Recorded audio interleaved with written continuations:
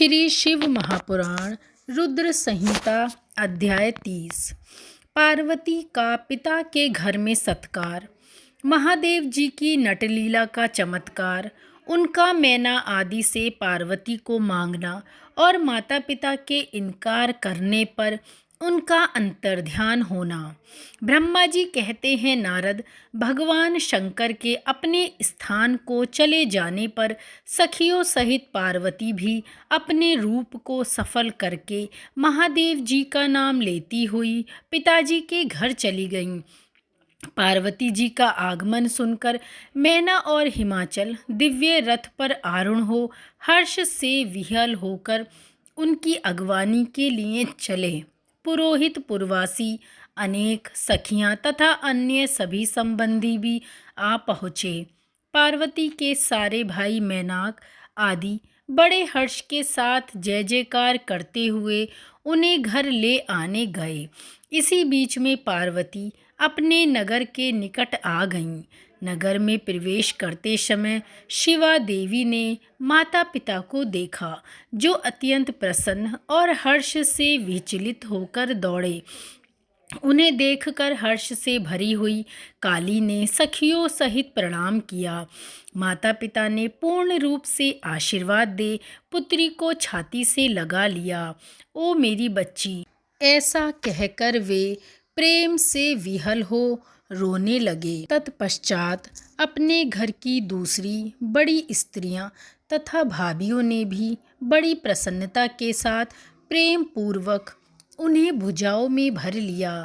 बोली, देवी, तुमने अपने कुल का उद्धार करने वाले उत्तम कार्य को अच्छी तरह सिद्ध किया है। तुम्हारे सदाचरण से हम लोग पवित्र हो गए।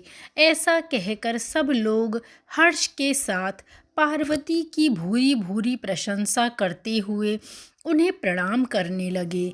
लोगों ने चंदन और सुंदर फूलों से शिवा देवी का सानंद पूजन किया। उस अवसर पर विमान पर बैठे देवताओं ने पार्वती को नमस्कार करके उन पर फूलों की वर्षा करते हुए स्तुति की। नारद, उस समय तुम्हें भी एक सुंदर रथ पर बिठाकर ब्राह्मण आदि सब लोग नगर में ले गए। फिर ब्राह्मण सखियों तथा दूसरी स्त्रियों ने बड़े आदर के साथ शिवा का घर के भीतर प्रवेश कराया। स्त्रियों ने उनके ऊपर बहुत सी वस्तुएं निछावर कर दीं। ब्राह्मणों ने आशीर्वाद दिए।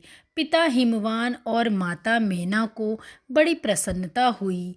उन्होंने अपने गृहस्थ आश्रम को सफल माना और यह अनुभव किया कि कुपुत्र की अपेक्षा सुपुत्री ही श्रेष्ठ है।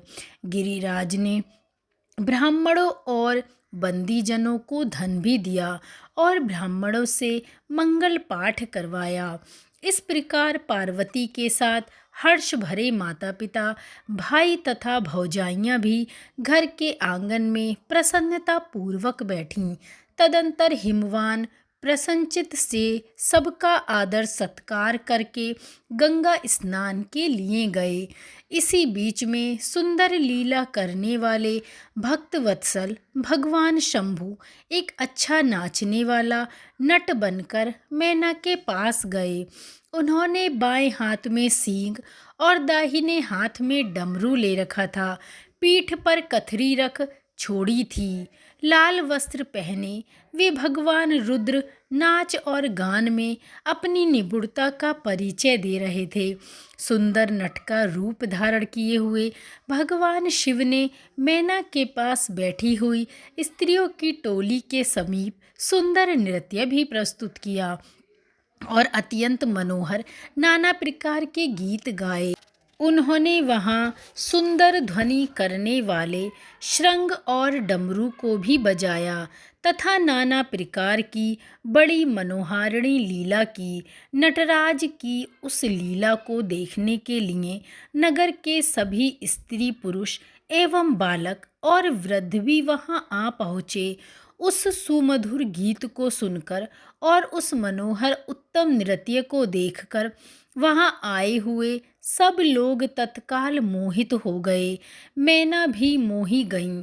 उधर पार्वती ने अपने हृदय में भगवान शंकर का साक्षात दर्शन भी किया। वे त्रिशूल आदि चिन्ह धारण किए अति सुंदर दिखाई देते थे।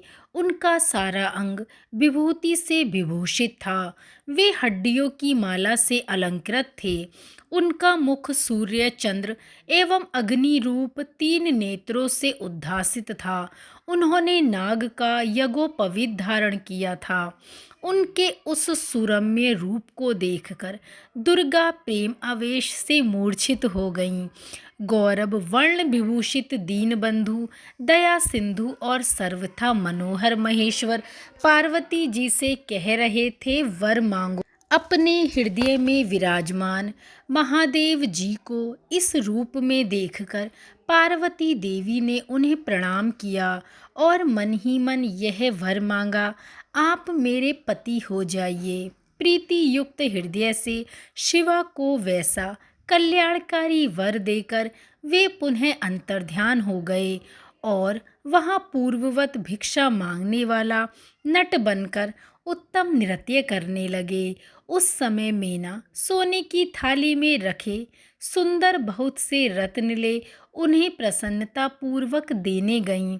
उनका वह ऐश्वर्य देखकर भगवान शंकर मन ही मन बड़े प्रसन्न हुए, परंतु उन्होंने उन रत्नों को स्वीकार नहीं किया।